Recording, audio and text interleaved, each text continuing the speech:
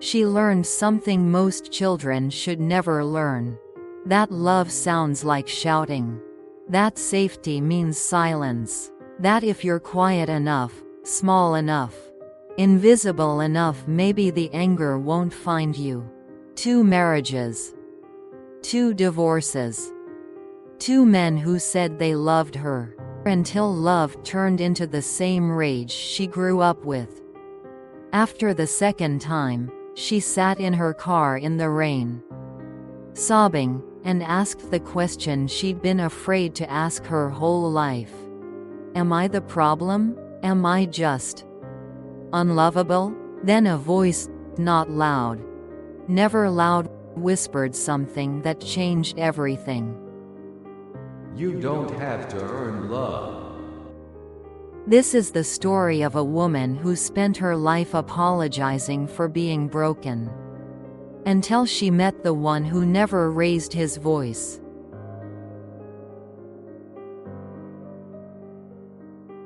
She learned to stay quiet long before she learned to speak. Because in her house, the one with faded wallpaper and too many secrets, silence was safer than words. Her father's anger filled every corner, every room, every breath. She could hear it coming, the heavy footsteps in the hallway, the tone in his voice that meant run, hide, disappear. Every slammed door taught her that love was loud and dangerous. Every broken glass taught her that she was always one wrong word away from making it worse. So she learned to shrink, learned to smile when she was scared, learned to say, "I'm sorry," even when she didn't know what she'd done wrong. By the time she was 12, she'd perfected the art of becoming invisible. And she told herself, when I grow up, I will never marry a man like him. Never. I'll find someone kind, someone gentle, someone safe. She promised herself that. She meant it. But life has a cruel way of repeating what's unhealed.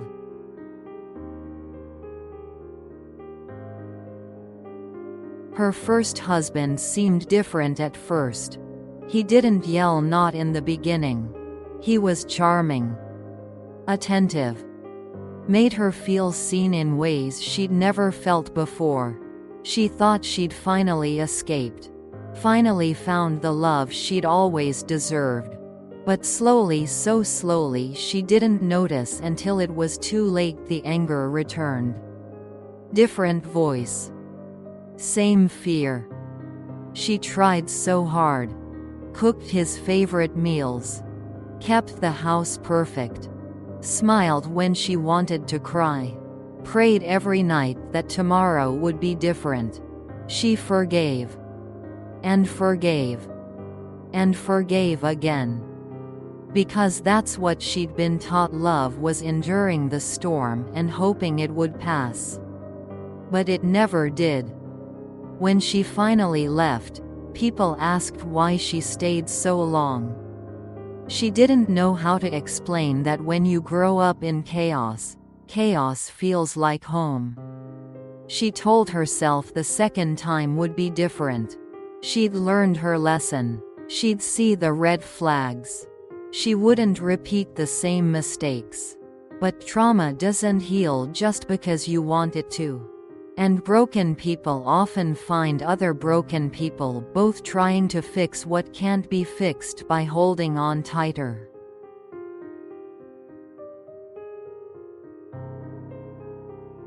The second marriage was quieter. But quiet doesn't always mean safe. This time, the anger was colder. More calculated. Hidden behind closed doors and careful words that cut deeper than shouting ever did. When she left the second time, she didn't cry. She just felt empty. Like she'd been hollowed out from the inside. 2 divorces. 2 heartbreaks. 2 failures, at least that's what it felt like. She started to believe the voice that had whispered in the back of her mind since childhood. You're the problem. You're unlovable. You're unfixable. Something is fundamentally wrong with you.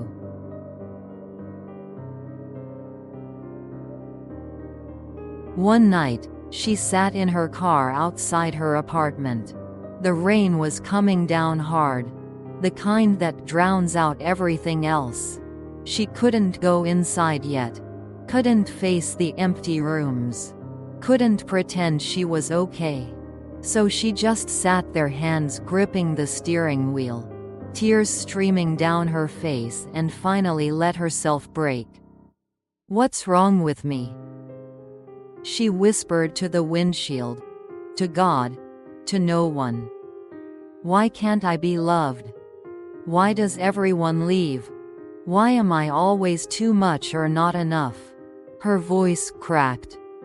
"I've tried so hard. I've done everything right. I've been kind. I've been patient. I've forgiven. I've tried." The rain kept falling, and in the silence between her sobs, something shifted. Not a voice she could hear with her ears, but something deeper, quieter, truer than any thought she'd ever had. You don't have to earn love. She froze. You've been trying to earn what was always freely given. You've been apologizing for existing when I created you on purpose. Her breath caught. Their voices were loud, but mine never was. And I've been here waiting for you to hear me.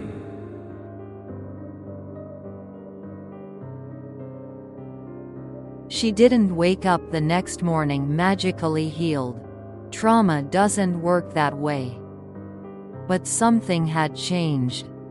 She stopped replaying every fight in her head, trying to figure out what she could have done differently. She stopped apologizing for being human. She stopped believing that love had to be earned through perfection. For the first time in her life, she started to believe that maybe, just maybe, she wasn't the problem. That maybe she'd been trying to water dead plants, expecting them to bloom. That maybe she'd been speaking a language of gentleness to people who only understood violence. And that wasn't her fault. She started going to therapy.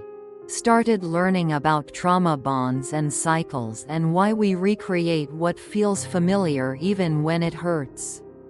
She started reading the Bible differently, not as rules to follow to earn God's approval, but as love letters from someone who'd never raised his voice at her.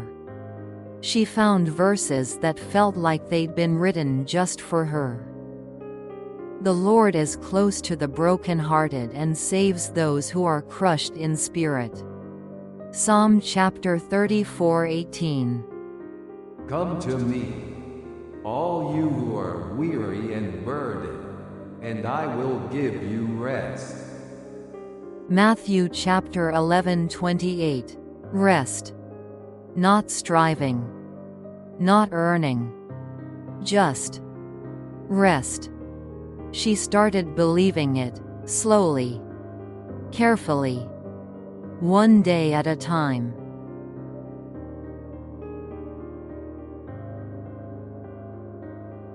She's still healing. Some days are harder than others. But she's no longer apologizing for being broken. Because she finally understands broken things can still be beautiful in God's hands. And love, real love, doesn't shout. It whispers. You are mine. You are loved. You are enough. And for the first time in her life, she believes it.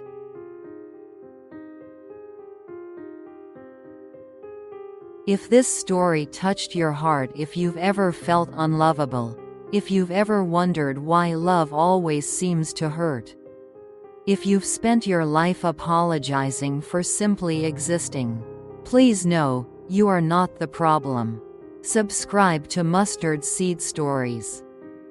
Every week, we share real stories of pain, healing, and grace because no one should feel alone in the silence. And if you know someone who needs to hear this, share it with them.